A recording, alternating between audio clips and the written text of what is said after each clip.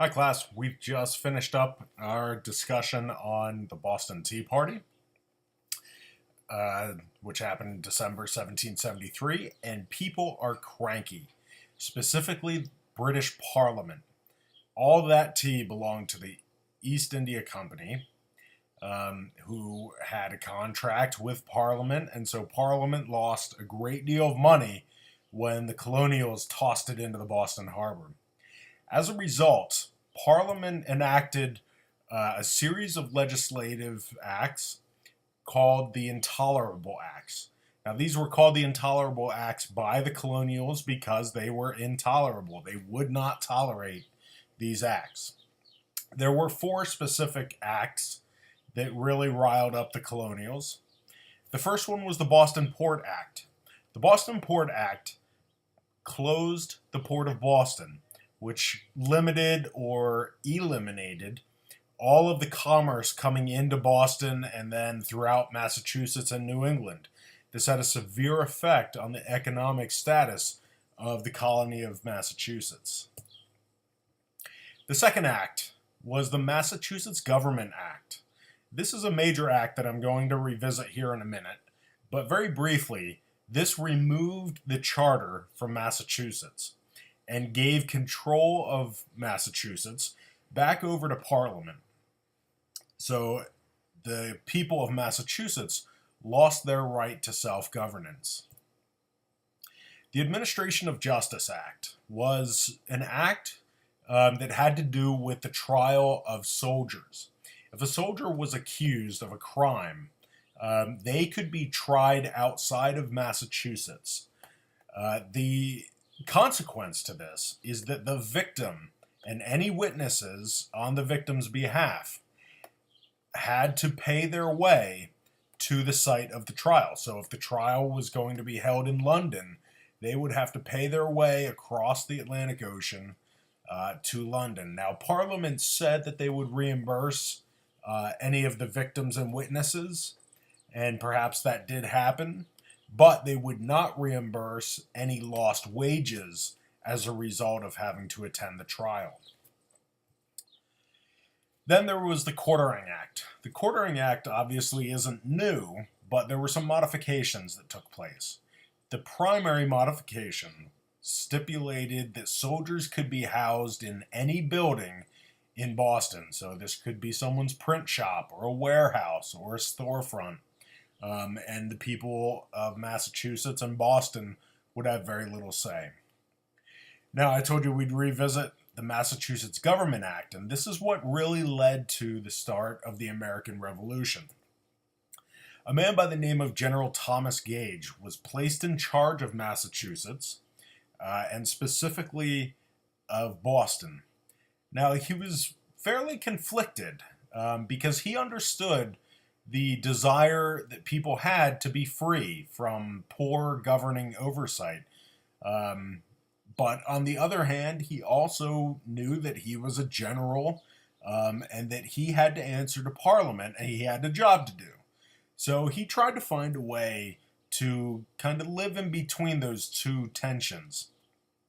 And what he did was he decided that he would eliminate or at least reduce the possibility of armed conflict between the British soldiers and the militia. So he decided that he would round up all of the militiamen's gunpowder and arms. This led to a few events that are collectively known as the powder alarms.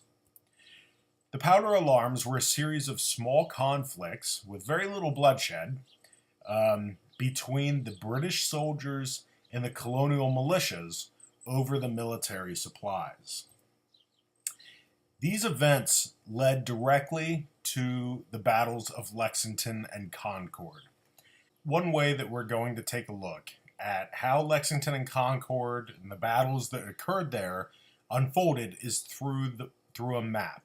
Now, there are a number of maps that we can take a look at to really understand what's going on in a certain location. For instance, there are political maps.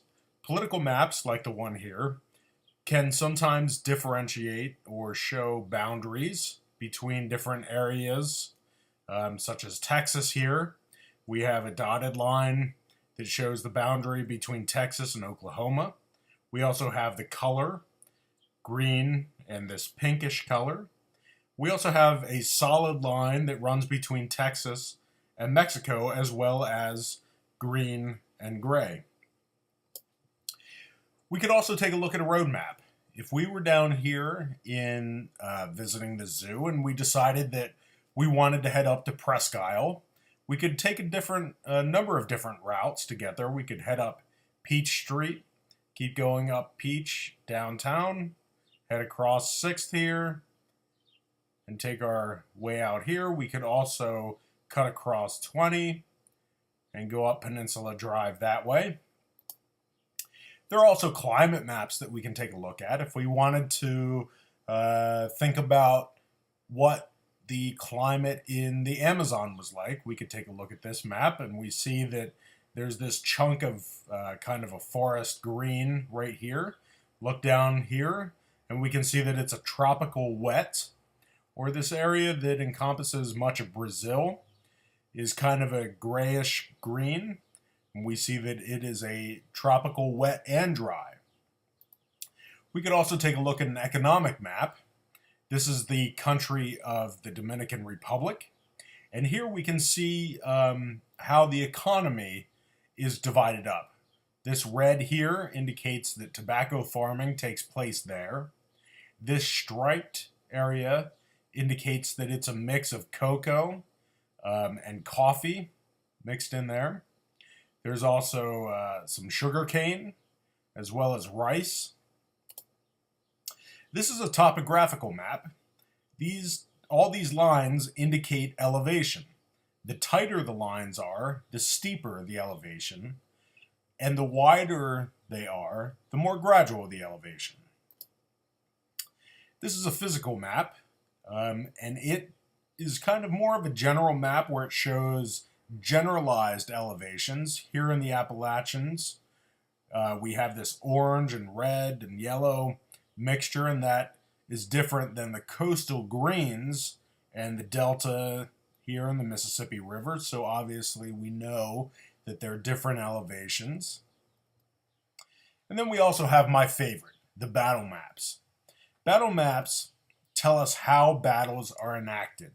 So if we take a look at this one here, we can see that there are red lines and arrows going kind of in different directions. And then there are blue lines coming in here, and we have blocks here and rectangles with lines and all sorts of things going on here. Now, unfortunately, this key doesn't tell us very much about what's going on, but a good battle map will. So we're going to take a look at the battle map that we're going to use in class of Lexington and Concord. Now, this is part of what we're going to end up with tomorrow by the end of class. Here we have Lexington and Concord, and down in the corner is Boston. We have a blue line, a black line, some red arrows, a red blob. All of this stuff means something. But unfortunately, according to this map, we don't really know what. We could take some guesses, and we could probably be pretty accurate, but we really need something to tell us the details. This white block here is what's called a legend. This is where we find the essential information about a map. So we're going to back up and we're going to start making this map. And this map is going to tell us the story about the battles of Lexington and Concord. Now it started with Paul Revere's ride.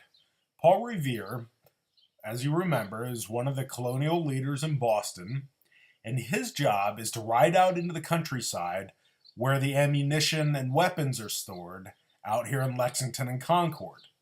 Now, he is in Boston, so he could maybe cross the harbor into Charlestown. He could maybe come down here through what's called the Neck, this little piece of land here, and maybe ride up this way and eventually make his way to Lexington and Concord. But as you previously saw, Paul Revere heads out of Boston through the harbor.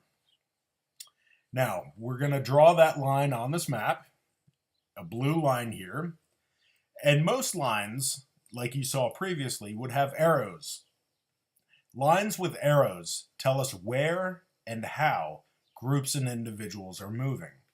Now, this line that indicates Paul's ride ends at an X. That's because something happens here.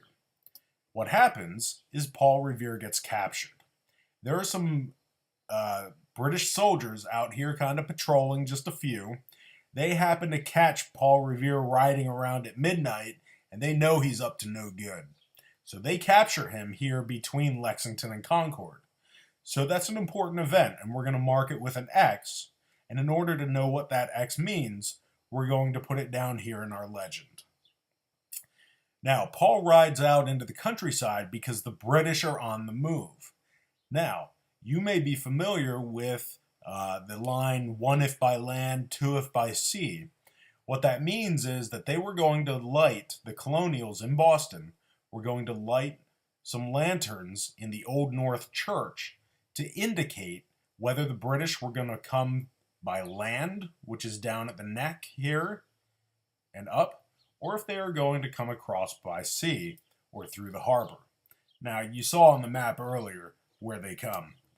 They come down here out of South Boston through the harbor and then up by land. So here we have a black line. That helps us, if we're looking at a map, we know that that's a different group of people from whoever this blue line represents. We can look at our legend and see, okay, the blue line represents Paul Revere. What's the black line? Well, there you go. The black line represents the British forces. So lines of different colors help us differentiate between groups and individuals. Now, if the British are coming up here, obviously the people in the countryside are going to be a little upset. So they start coming in to try and meet the British and cut them off. So these red lines with the arrows represent the militia coming in from the countryside to try and cut off the British here in Lexington. So now we have a new set of lines, new colors. It's not Paul Revere, it's not the British, it's the militia. So we need to indicate that in our legend. And here we have the militia. Now, what do you all think happens when opposing forces come together? That's right. There's going to be a battle here in an area of Lexington called the Lexington Green. This is a pasture outside of town where the militia forms up to engage the British. Now, this battle, the Battle of Lexington, is indicated by this blob with the spiky edges. Sometimes you may see a battle indicated by crossed swords, which you will see in later maps during this unit.